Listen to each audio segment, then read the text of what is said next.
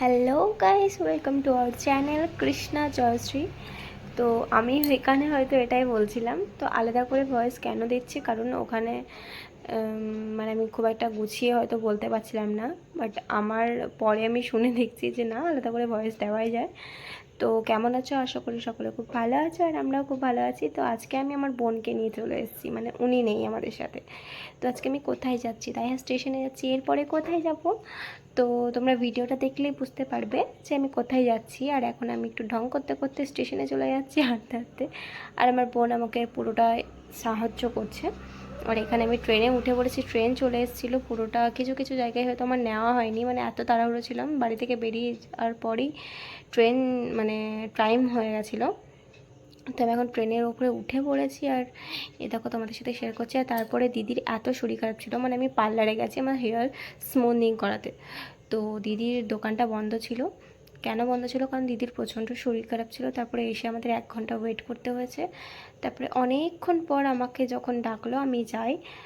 আমাকে প্রথমেই ওয়াশে বসিয়ে দেয় আমার হেয়ারটা। তো ভালোভাবে দেখে নিয়েছিল তার আগে যে আমার হেয়ারে কি কি হবে কি না, কীরকম কী। তো তারপরে এই দিদিটা আমাকে হেয়ারটা ওয়াশ করে দেয় আমার। তো দেখো তোমরা, আমার হেয়ারটা ওয়াশ করছে, আর আমি ওখানে সব জিজ্ঞাসা করছিলাম যে কী কী নেয়, মানে কী কী দেয় চুলের মধ্যে কি না। আমি তো এর আগে কখনো করিনি, আমার বলতে কোনো দ্বিধাবোধ নেই, বাট আমি এর আগে কখনোই করিনি, এটাই আমার ফার্স্ট টাইম। আর এখানে সবাই বলা বলি করছিল, মানে অনেকজন ছিল, অনেকজন কিন্তু বলা বলি করছিল।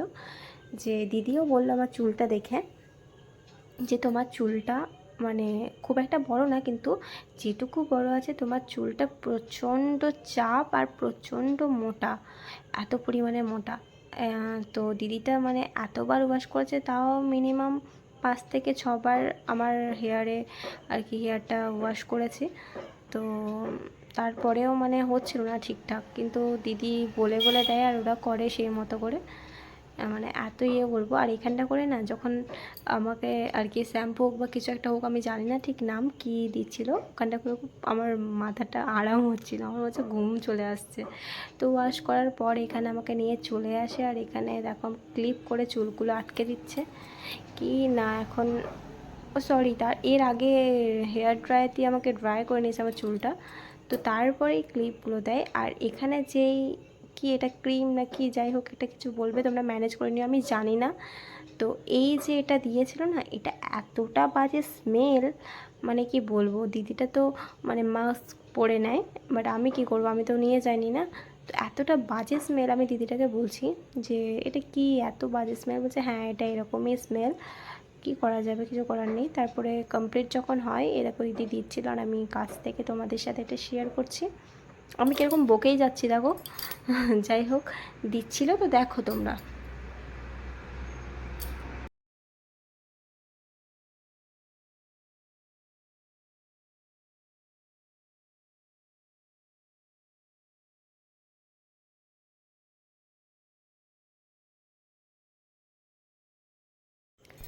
তো এটা তো দেওয়া কমপ্লিট হয়ে গেল। তারপরে আমি এটা যখন দেওয়া কমপ্লিট হয়ে যায়, আমি চুপচাপ মানে কেমন একটা পাগলের মতো যেন বসে আছি, মানে হচ্ছে কীরকম একটা নিজেকে লাগছে।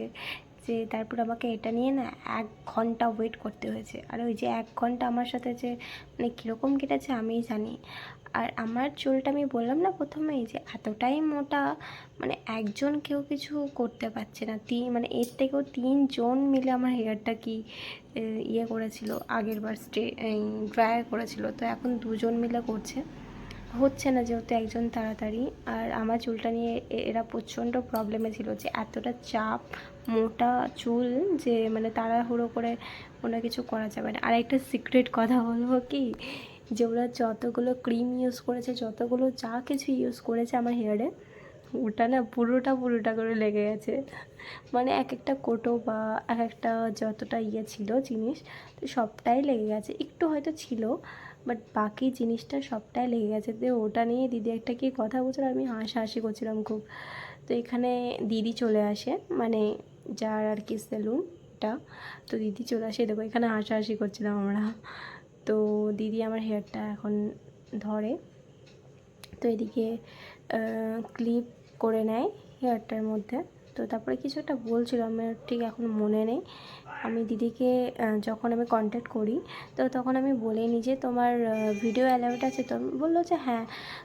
তো তারপরে আমাকে জিজ্ঞাসা করে, আমি বারবার জিজ্ঞাসা করে নিয়েছি, কারণ এর আগে আমি প্রচণ্ড নার্ভাস ছিলাম আমার হেয়ারটা নিয়ে, যে আমি কোথায় করতে পারি, কোথায় করলে আমার বেটার হবে। আমি অনেক জায়গায় দেখলাম, তো শেষমেশ অনেক রিভিউ দেখলাম দিদির ভিডিওতে। তারপরে এই যে এখানে তো আমি ঠিক করলাম যে না, দিদির কাছেই যাওয়া যাক, এখানে আসা যাক। তো তারপরে না, আমি যেটা ভেবেছিলাম সেটা ঠিক হয়েছে। তো এখানে দিদিও হেল্প করছিল, আর দিদির না আজকে শরীরটা প্রচণ্ড খারাপ ছিল, কারণ আগের দিন রাত্রে বলছিল যে 1টা পর্যন্ত মানে কাস্টমার ছিল। তো সেই ক্ষেত্রে আজকে সকালে উঠতে লেট হয়ে গেছে, দোকানও খুলতে দেরি হয়ে গেছে, তার উপরে জ্বর ঠান্ডা নিয়ে আজকে সব ক্লায়েন্টদেরকে করছে। তো এখানে সব কিছু করা হয়ে যায়, স্ট্রেটনার দিয়ে স্ট্রেট।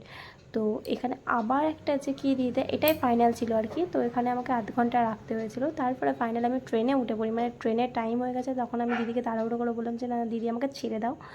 তো হয়ে যখন গেছে তো তারপরে ছেড়ে দেয়, আমি ট্রেনে উঠে পড়ি, তাড়াহুড়ো করে ছুটতে ছুটতে আসি। আর এদিকে তোমাদের বাইরে একটু দৃশ্যটা করছিলাম।